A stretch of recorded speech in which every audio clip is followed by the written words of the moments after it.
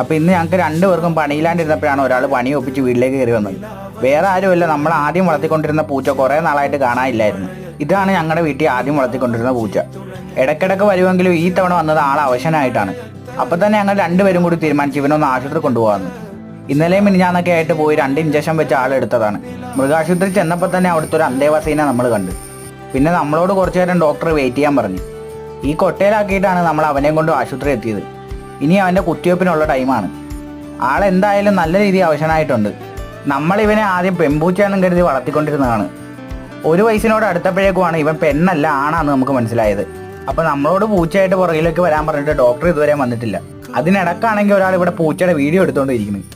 അപ്പോൾ ഒരു ദിവസം തന്നെ ഇവൻ 2 കുത്താണ് ഏറ്റുവാങ്ങേണ്ടത്. കഴുത്തിൻ്റെ അവിടെ ഒരു മുറിവുണ്ടെങ്കിലും പക്ഷെ അതുകൊണ്ടല്ല ഇവനിപ്പോൾ വയ്യാണ്ട് വന്നത്. ഡോക്ടർ പറഞ്ഞത് നല്ല രീതിയിൽ മഴ നനഞ്ഞുകൊണ്ടാണെന്നാണ്. ശരീരത്തിലാണെങ്കിൽ ഒട്ടും ജലത്തിൻ്റെ അംശവുമില്ല. അപ്പോൾ മരുന്നൊക്കെ നമ്മൾ വാങ്ങി.